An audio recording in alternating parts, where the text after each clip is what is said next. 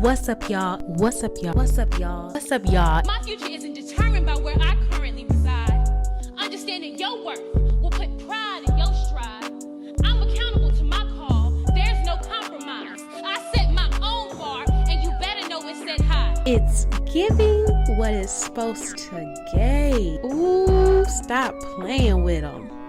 What's up, y'all? It's your girl, Dashari, and welcome back to another episode of It's a Perspective. Today, we have a special guest. Listen, I want to say this before I introduce today's guest. I started this podcast to talk about perspective and mindset and how we can evolve and go to the next level by changing our mind to change our life. Even if we have differences of experiences and perspective, we can change the world by seeing and hearing each other from where we are today. So today's guest has done a complete 360. Okay, let me just say this. She's done a 180 because if she did a 360, she will be right where she is back then. So she did a 180 and took a different route. Today, she's a mother, author, co-author, believer in God, and group leader. She has gone through a lot of trials and experienced some errors, which we'll talk about later on in the episode, but through it all, God has brought her through. She lives to give young youth and adults the confidence they need to not struggle in life and evolve and go through their circumstances. Please welcome Miss Melissa Gabriel. Hey guys. Hey. I am so excited to be here. I have been waiting on this all week. Yes. So I'm just excited to be here. Thank you so much for coming on. Listen, let's hop right into it. This is the fans' favorite part of the show. It's called That's My Jam. It's a segment where you can play a mantra or a song you can't resist jamming, dancing, or singing to. So what you got for us? I have Blessing Me by Nemo Jones 314, and he is from St. Louis. Okay, let's get into this week's jam. Yeah, you keep blessing me, even when I lose my way. Yeah. Can't do this on my own. Need you to guide me home. Yeah. You keep on blessing me, even when I try to leave it. Yo, listen, Blessing Me. I love that song. And he kind of got a T-Pain vibe going on. I love it. Giving the Christian folks something to nod their head to. Yes, I love it. Why'd you choose this as your jam this week? Because the Lord really has been blessing me. Even this weekend, I took a phone call from a friend after praying to God and saying, God, if you want me to go to Texas, if I'm supposed to be there, you know what you need to do. Yeah. You're going to have to provide. Because everything that I do is based off God providing for me. Mm-hmm. I don't have guaranteed paycheck, none of that stuff. And so I woke up to a message that next morning that somebody needed to talk to me. They needed some advice. And so it's somebody that lives in the DFW Metroplex and somebody that I know from high school. So I took the call, she was concerned about, maybe I wouldn't want to talk or maybe I was too busy. And I said, no, this is what I do.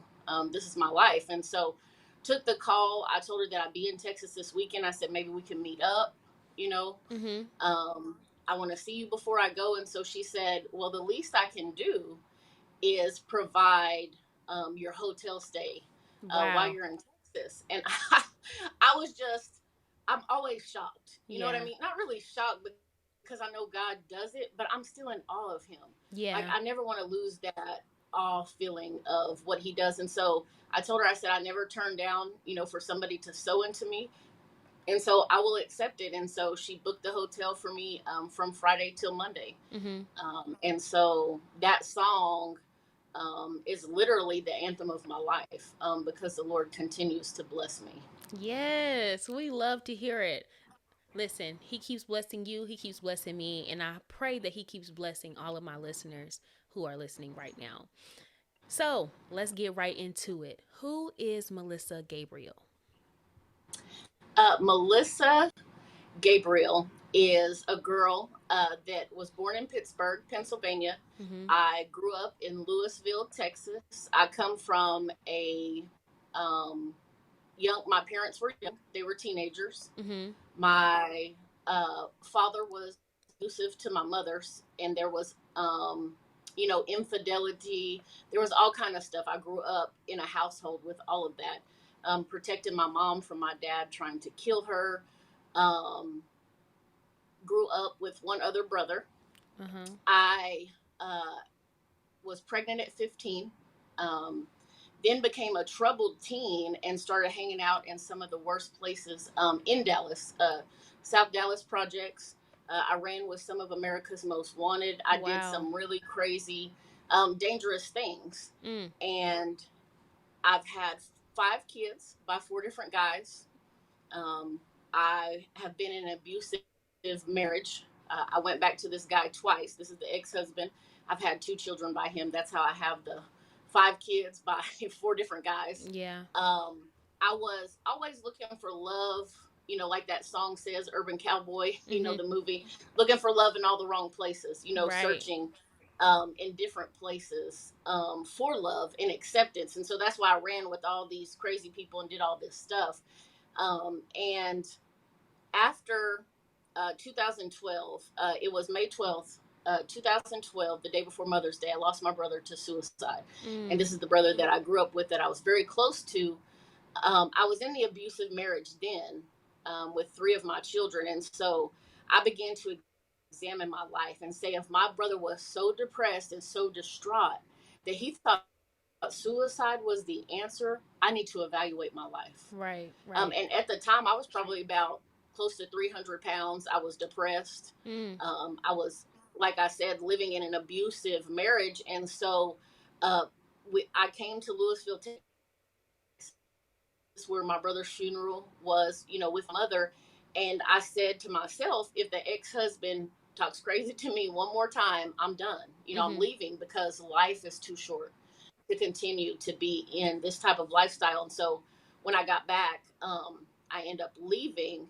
And that was the forceful surrender in my life to Jesus. I knew who God was, but I didn't know God. Right. And so that began my transformation in my life. Wow. A story. That's crazy. I'm glad that you evolved and now you're here with me today. So let's go back to the beginning. We talked the other day and you told me how you grew up in a totally different kind of environment than you were drawn to. Why was this the Right. case? I always loved people. If you ask my mother, I would bring home strange people instead of strange animals. Right. And so I would bring home girls that had been molested in their home, like say the mom left them with the dad, and we would put them on a plane and send them back.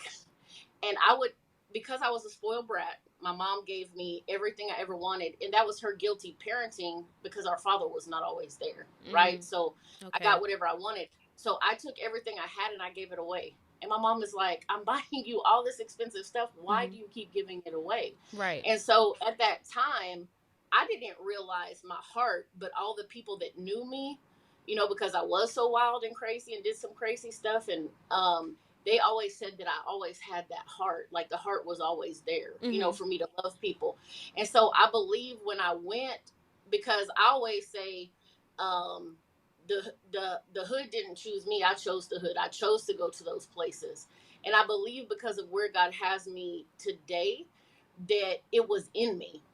Before he formed me in my mother's womb, my destiny was in me.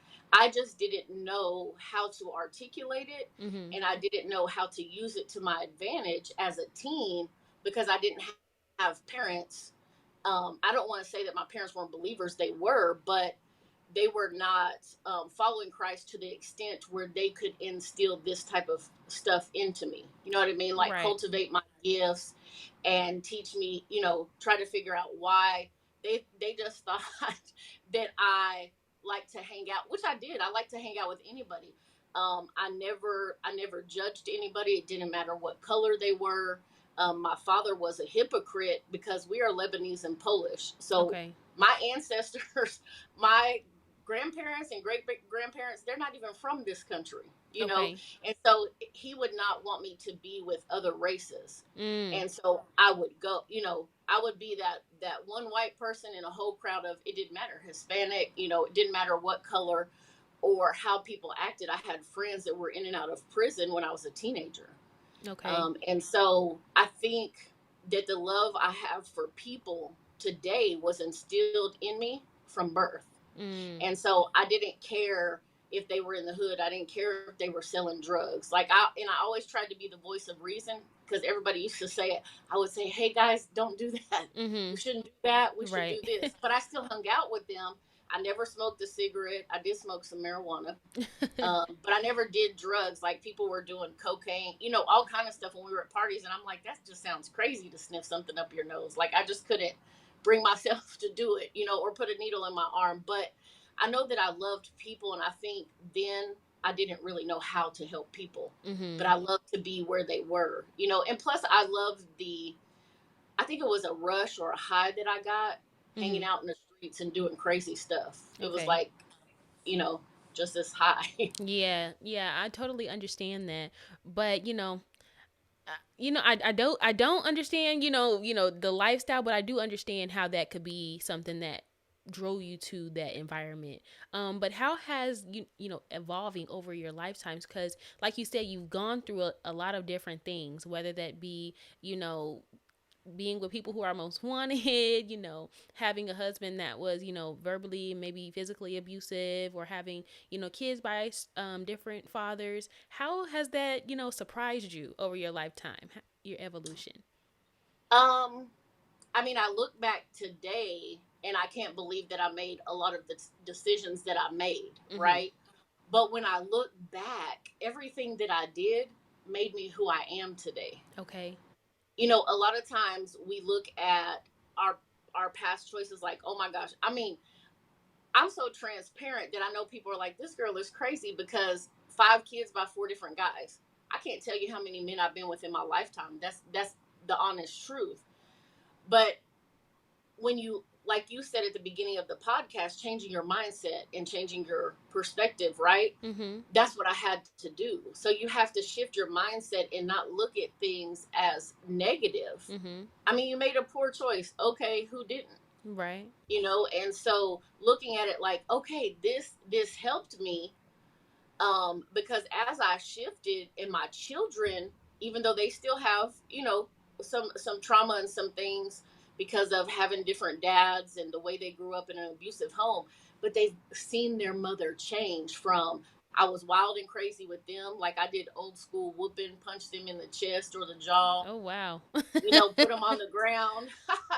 And so I went from that to who I am today, of being able to talk to them, ask them questions, and I don't discipline that way anymore. I don't yell and scream. I'm completely different. So they've seen my transformation. And so when you can shift your mindset and not see your past, all the stuff you've done in the past, as negative, it only prepared me for who I am today, because I will go to the trenches. I'm the white person that will go anywhere. Mm-hmm. I will go some places that most black people won't go. Mm-hmm. Some hoods. I go to St. Louis. St. Louis is the murder capital. I will go there, preach, teach, Right. whatever it is that the Lord wants me to do. And so I believe that the past and my poor choices prepared me to be who I am today, that God can use.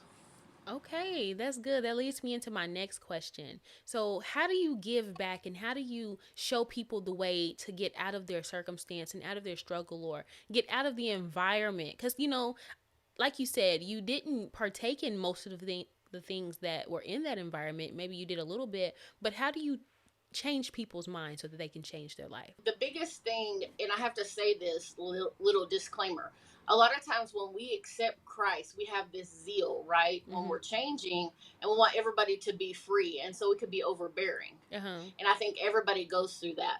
The biggest thing is love. Because Jesus, every time he did something, he was moved by compassion. Mm-hmm. And I think people think we have to, start talking about Jesus and start doing this. I'm not discounting that part of it. But the greatest change that I've seen, I have a spiritual son in Oklahoma City. He is in one of the most notorious gangs. Um, he was selling drugs, and I loved him. I Mm-hmm. just loved him where he was. I accepted, everything that he was doing. I never said, don't do this, don't do that, don't do this. I loved him. I showed him genuine love. Uh-huh. And as he began to see the genuine love from me, then he understood, because he's like, Mama, why do you do this for me? Because God did it for me. Oh, that's And so good. a long time ago, the Lord showed me just to love people, Mm-hmm. love them where they are. And I just take the journey with them. And as they say, okay, I'm done with this, then I help them navigate. When they need to make decisions, I, give them some tools. I don't do everything for them. And so it's the biggest thing for Mm-hmm. people to be free and to come out of whatever they're in is love. Yes, three things I love that you said. One, love. Two, you gave them tools and you're not doing everything for them. And three, I love that you're loving them where they are. Because I think that most people who are Christian or in the church setting, they don't love people where they are. It's always some sort of judgment. I think we're moving out of it now. Now that there's been a lot of people coming to the forefront and saying that they don't like that. Stance Right. in church, but I think it is a good position that you're in to love people where they are, because God did, like you said, God loved people where they were. He hung out with, prostitutes, pimps, all of that. He hung out with Yes. them, and so he loved them where they are and helped bring them out. So yes, I love that. So your story is so complex. How do you feel connecting with your children has changed your outlook on life? Uh, Because I know there was Connecting a with reconnection there. You told me that. Yes, there was. So I have a daughter, Mm-hmm. my oldest daughter. I was in a lot of trouble as a teenager. I was always fighting, and so I end up in jail. And one of my family members uh, took my daughter in as a baby, and uh, it was, I thought I could trust them. And I end up at one point in time, I did not see her for 10 years. Mm. And I continued to have children.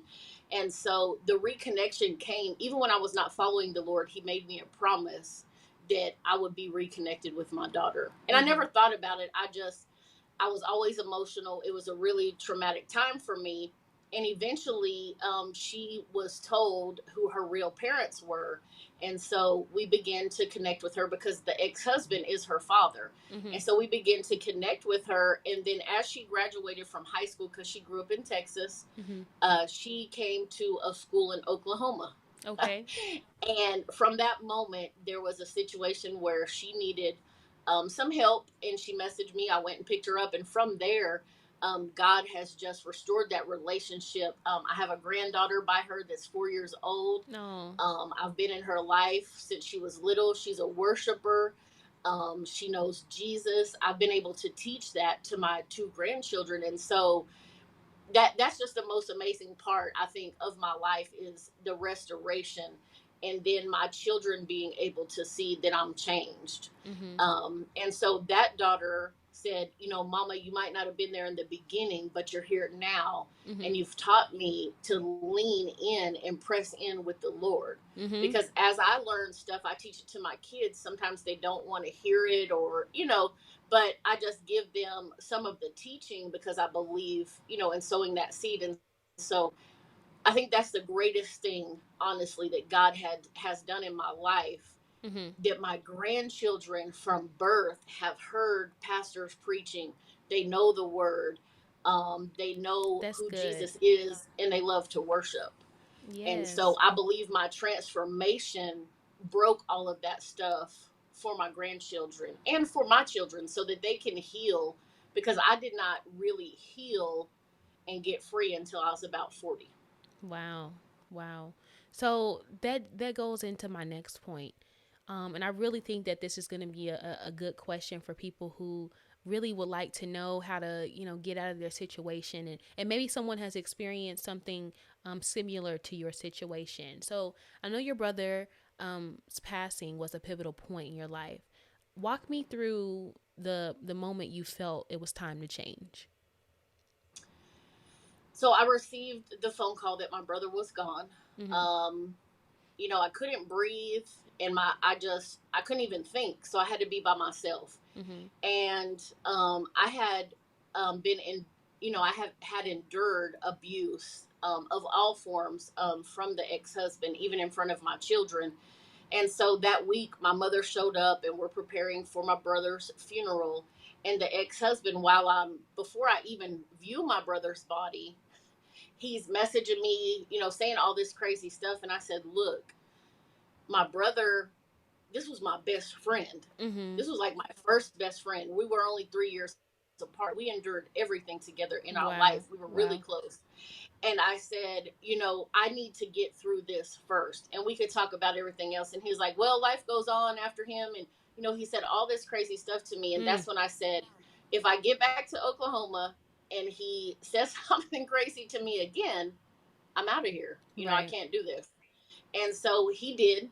I got back, and he, started, doing the stuff that he did. Mm-hmm. And I packed up and left. It was very difficult because I ended up having to live with somebody. And then I'm used to two incomes. I got 3 kids, trying to support them on my income. But I knew that I had to get out. Mm-hmm. He did continue to abuse me in the interim of me grieving my brother, and I moved out. Wow. But I knew that if my brother, a lot of times we have to pause and reflect, right? Mm-hmm. Because I think we just go through stuff in life, and because what our parents went through or whatever, we think that it's right, we think it's okay. Mm-hmm. So I think a lot of times you have to stop and pause, Mm-hmm. pause for a minute, find a quiet place, and just reflect on your life Mm-hmm. and say, okay, is this something I'm supposed to be in? Is this where I need to be? Why is my life going this way? Mm-hmm. And from there, you need to make some decisions moving forward. Right. And so that's what happened with me, was reflecting my life, and then saying, man, I can't do this anymore. Mm-hmm. I've got to go on to something different. Was it easy? No, it was very difficult.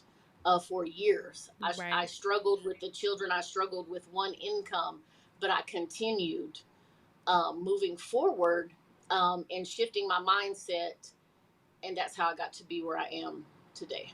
Yes, that is so good. So let's go ahead and fast forward to now. Today, you are, walking in what you say your purpose is. You're living for God, your income and everything comes from, God's people who help you. So talk about that a little bit. So I was a nurse for 15 years, and Wow. 5 years ago, actually it was five. What's this year? 20. Okay, so it was 4 years ago. But in 2014, the Lord asked me, to not work. And I said, no, I can't do that.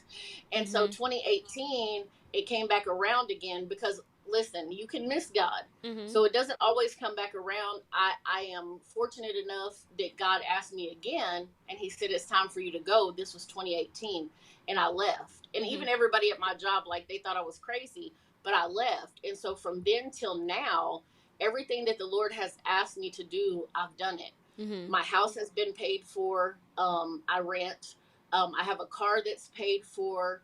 Anytime that I take trips, people think I have a lot of money. Right. I don't. I go Wow. solely on faith. And was it easy? No.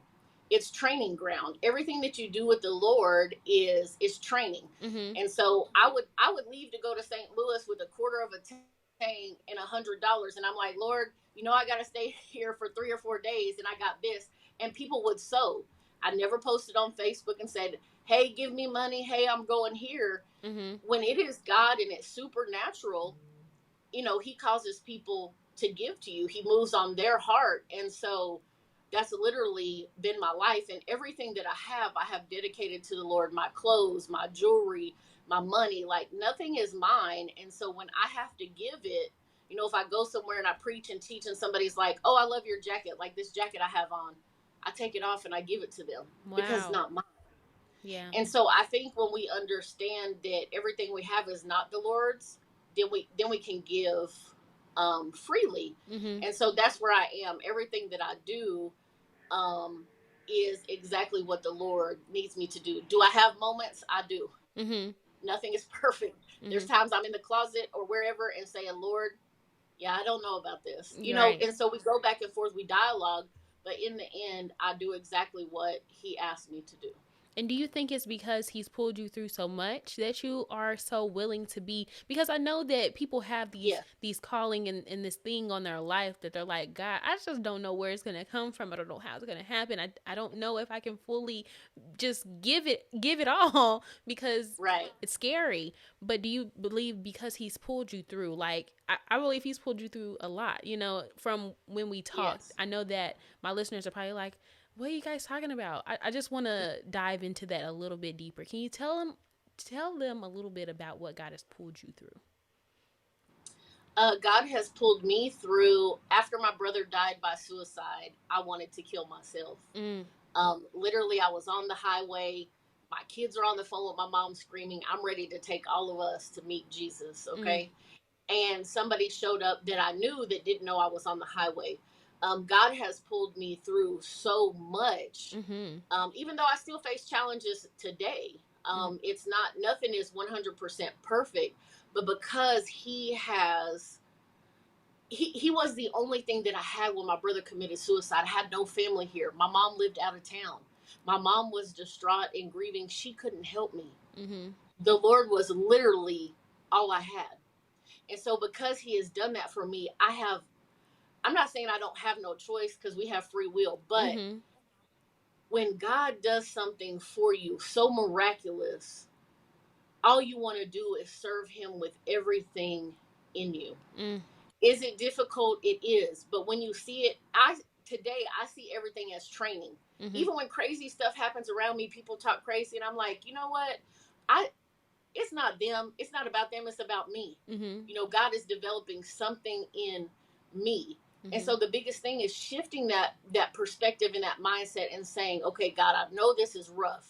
I know my life is rough right now, but help me shift my mindset. Help me see this from a positive perspective instead of negative. A lot of people, even in the Christian world, in tradition and religion, in churches say, oh, don't question God. Ask God. mm. You can ask him, because I asked him why he allowed my brother to commit suicide.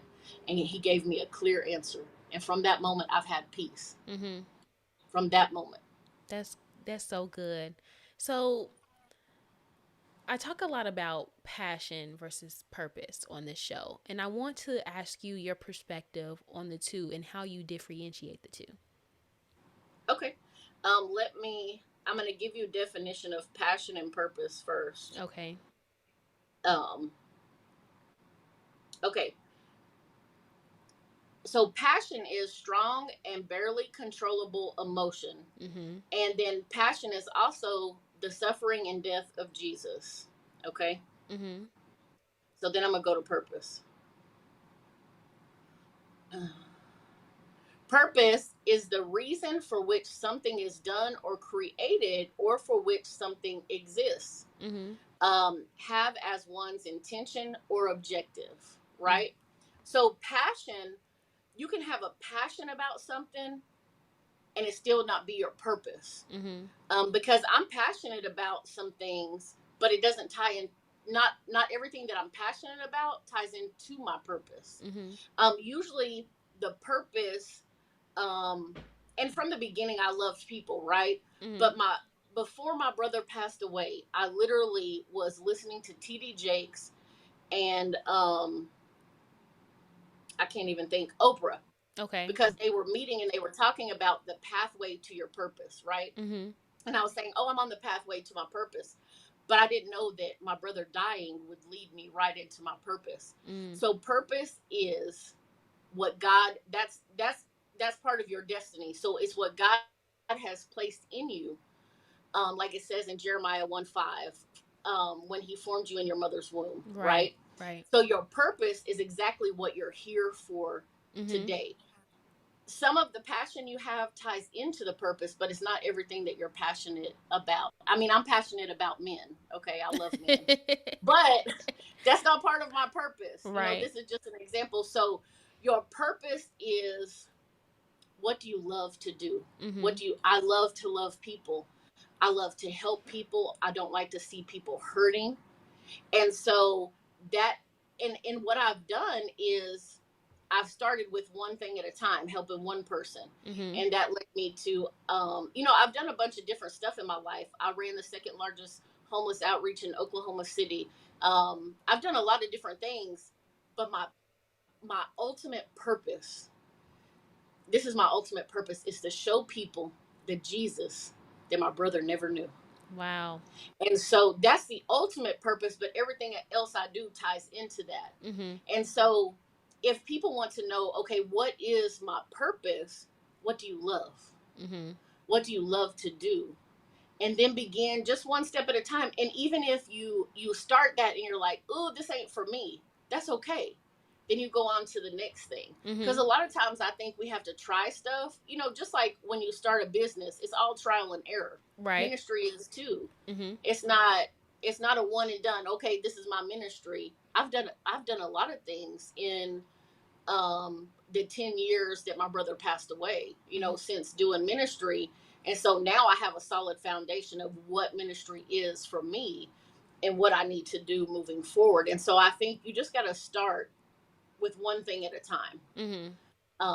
What do you love? And Mm-hmm. of course, there's some things that you're passionate about that you love, Right. right? Right. And then begin with that. If you love to help people, if you like to create websites, I do a lot of stuff. I help people start nonprofits, and I do all of that stuff for free. I Right. don't charge for anything that I do. So I believe that purpose was placed in you. So it's something that just like burns within you that you just know. A lot of times I think people, when you understand your purpose and your destiny, then you don't want to leave here. Yeah. And then your identity in Jesus, who he created you to be. So I believe that you can be passionate about something and it still be part of your purpose. Mm-hmm. But you've got to figure out, am I just passionate about this?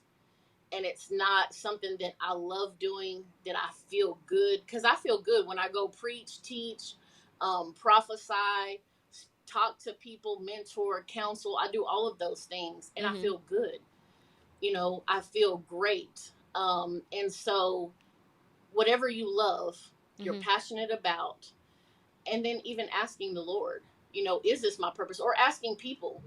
People can reach out to me, reach out to somebody else and say, hey, can you help me navigate this? Because a lot of times when we talk about stuff or we journal, we figure it out that way because we have so much in our mind. Once we Right. can get it out, then we can understand, our next moves.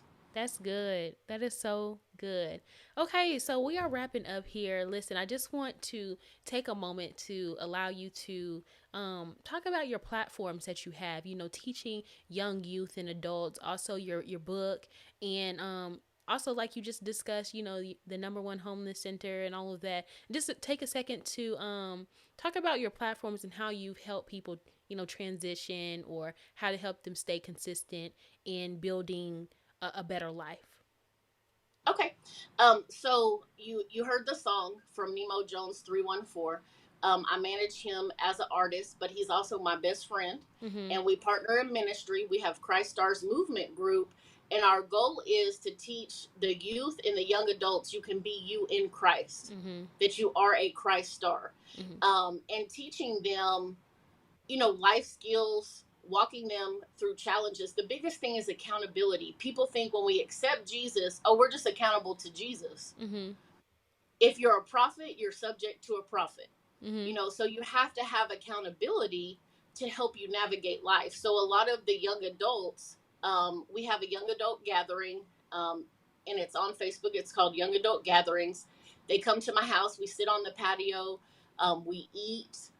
We talk about life. Mm-hmm. And then we give them, some biblical study, but we're not pushing Jesus down their throat. We don't do that. I don't believe in that. I believe in helping them navigate life. Mm-hmm. If they're going through stuff, we give resources.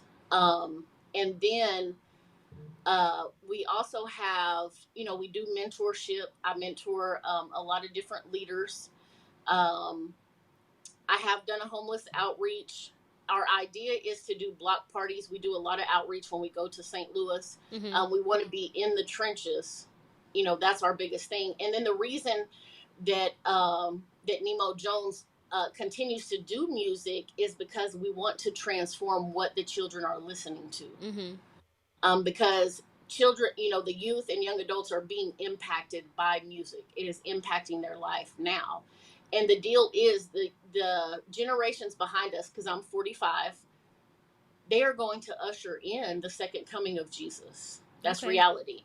And so wanting to teach them and prepare them for when we're gone.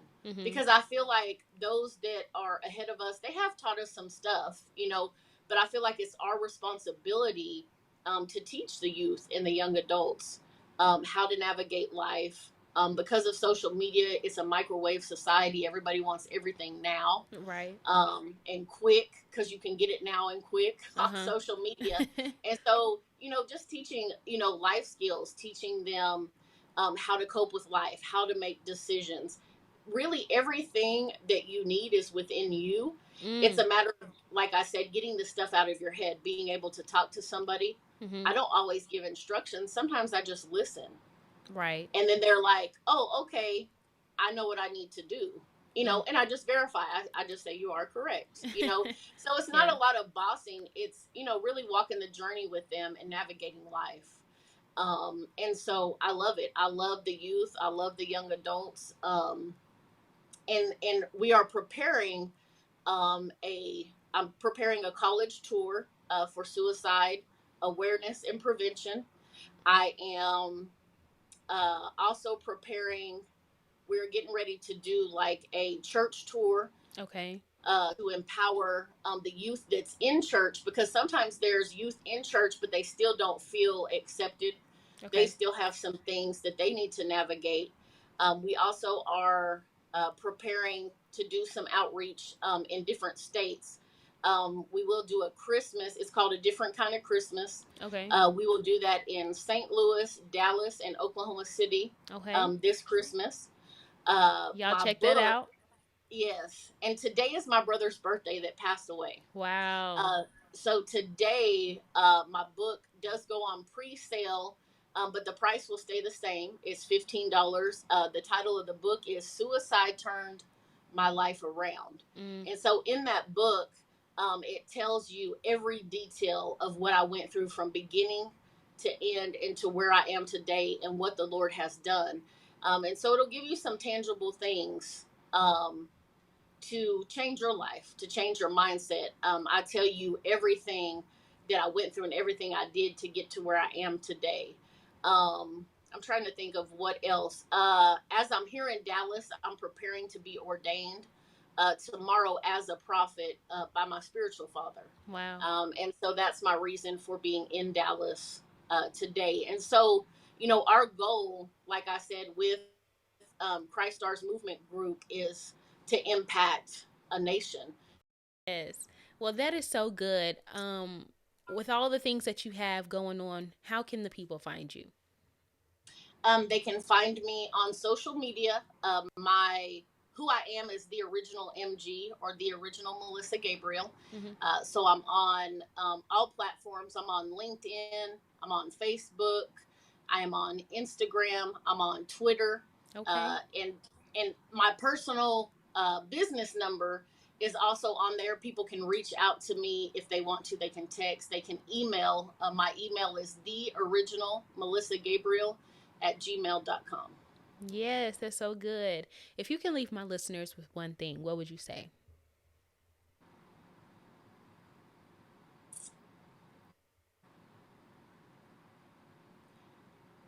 Begin to shift your mindset